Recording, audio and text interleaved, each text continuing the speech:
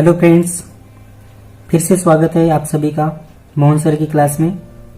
तो दोस्तों, पिछली वीडियो में मैंने आपको 12वीं के रिजल्ट की बेचैनी के बारे में बताया था और वीडियो के आखिरी में यह भी बताया था कि अब मैंने अपने करियर के बारे में सोचना भी शुरू कर दिया था। तो चलिए देखते हैं कि मैंने क्या सोचा था। लोगों को लगता था कि घूमने निकला हूं मैं, लोगों को लगता था कि घूमने निकला हूं मैं, मगर उन्हें कहां पता था कि अपनी मंजिल को चूमने निकला हूं मैं। जी हाँ दोस्तों, मुझे मंजिल की प्यास थी और अब मैं अपनी मंजिल को पाने और रास्ते तलाशने के लिए निकल चुका था। लोगों को लगता था कि मैं सिर्फ पढ़ने जा रहा हूँ, मगर उन्हें यह नहीं पता था कि मैं कुछ करने जा रहा हूँ, क्योंकि बाकी लोग सिर्फ पढ़ना है इसलिए पढ़ते थे। अब मैं आपको बता दूं कि मैंने कौन सा रास्ता चुना था। तो दोस्तों, जैसे कि मैंने पिछली वीडियो में ही आपको बताया था कि भाई ने हेतु भैया के साथ मिलकर डीएड यानी टीचिंग कोर्स के लिए फॉर्म भर दिया था। हेतु भैया भी उस समय डीएड ही कर रहे थे और टीचिंग मुझे अच्छा लगने की वजह से मैंने टीचिंग प्रोफेशन में ही अपना करियर बनाने का फैसला किया था और यही मेरी मंजिल थी और यहाँ से मुझे रास्ता बनाना था और केवल डीएड करना ही उसका एकमात्र रास्ता था। उस समय 12वीं पास होना ही कठिन होता था, यहाँ तक पहुँचना तो अलग बात थी।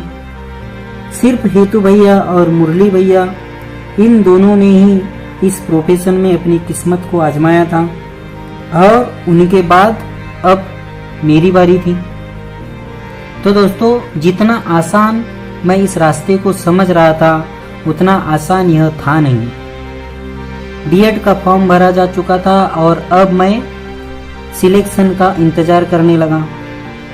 कुछ दिनों के बाद सिलेक्शन की डेट आई और सिलेक्शन के लिए हमें पुणे बुलाया गया। अब मुझे पुणे जाना था। अब टिकट के लिए पैसों का बंदोबस्त तो करना था ही, लेकिन उससे भी बड़ी समस्या यह थी दोस्तों कि मुझे ट्रेन में चक्कर आती थी और चक्कर के साथ साथ मुझे उल्टी भी आती थी। पहले मैं कभी ट्रेन नहीं बैठा था।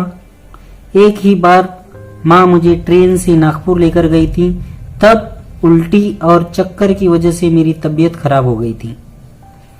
फिर भी मैंने हिम्मत की और पुणे जाने का फैसला किया। तब मेरे साथ कुंदन और अर्जुन भी थे, जिनका फर्स्ट और सेकंड रैंक आया था। साथ ही साथ बाकी बच्चे भी थे। सुबह के 8:30 बजे हमने गोंदिया से ट्रेन पकड़ी। रिजर्वेशन की हमारी हैसियत नहीं थी, इसलिए जनरल डिब्बे में बैठ गए। और आप लोगों को तो पता ही होगा कि जनरल डिब्बे में गर्दी की वजह से बैठने तक नहीं मिलता। उस दिन भी बहुत गर्दी थी। कुछ लोगों को जगह मिली तो कुछ लोगों को नहीं मिली, लेकिन एक दूसरे को जगह दे देकर सफर कर रहे थे। जैसे तैसे मैंने नागपुर क्रॉस किया और उसके बाद मेरा जी मचलना शुरू हुआ। अब मुझे डर लगने लगा था कि कहीं मैं उल्टी न कर दूं, लेकिन किसी ने कहा था कि जितना ज्यादा घबराओगे उतने जल्दी उल्टी होती है। इसलिए मैं इसे इग्नोर करके बाकी बच्चों से बात करने की कोशिश करता रहा। सुबह 8:30 से रात के लगभग 12 बजे तक का हमारा सफर हो चुका था, मगर भीड़ कम होने का नाम नहीं ले रही थी। लगभग 12:30 बजे हम मनमाड़ पहुंचे और वहां पर कुछ पैसेंजर्स उतरे। उसके बाद सारे बच्चों को बैठने के लिए जगह मिली और हम सब बैठे बैठे ही सो गए। सुबह लगभग 21 घंटे का सफर तय करने के बाद हम पुणे स्टेशन पहुंचे, लेकिन वहां जाने के बाद निराशा ही मेरे हाथ लगी। जी हाँ दोस्तों, मेरिट लिस्ट के आधार पर यानी जिसका परसेंटेज अधिक होगा उसका पहले नंबर लगेगा और उससे कम वाले का उसके बाद लगेगा। इस तरह से सिलेक्शन होने वाला था और पूरे महाराष्ट्र के छात्र जमा हुए थे। मैं ओबीसी कैटेगरी में आने की वजह से हमें अधिक परसेंटेज की आवश्यकता होती थी। कुंदन एनटी में और अर्जुन एसटी में होने के कारण उनका नंबर लग गया था और उनका सिलेक्शन हो गया था। अब मेरी बारी थी। मैं ओबीसी की लाइन में खड़ा था और मेरे सामने सिर्फ 5-6 छात्र होने की वजह से मुझे उम्मीद की किरण नजर आने लगी थी।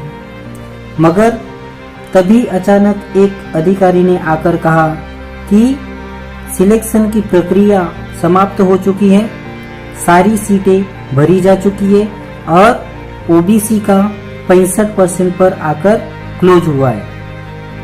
यह सुनकर मुझे ऐसा लगा जैसे मेरे पैरों के नीचे से जमीन ही खिसक गई।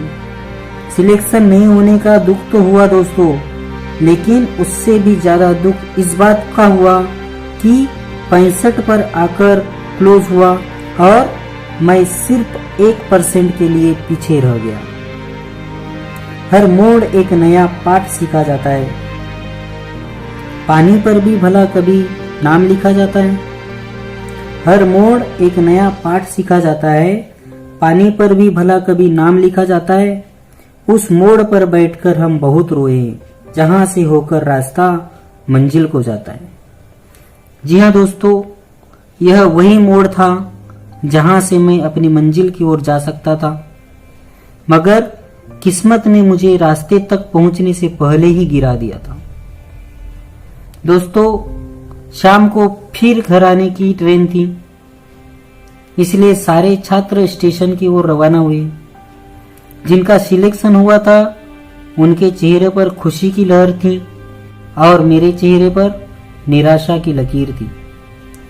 बाकी लोगों ने मुझे सांत्वना देने की कोशिश भी की थी, मगर कहते हैं ना, दर्द का एहसास उसी को होता है जिसे चोट लगती है। ट्रेन में बैठने के बाद भी वे लोग खुशी मनाते जा रहे थे और मैं एक तरफ खिड़की के पास बैठकर मायूस नजरों से उन्हें निहारते जा रहा था। दिन भर की भागदौड़ की वजह से थोड़ी देर में सभी को नींद आ गई और सभी लोग सो गए।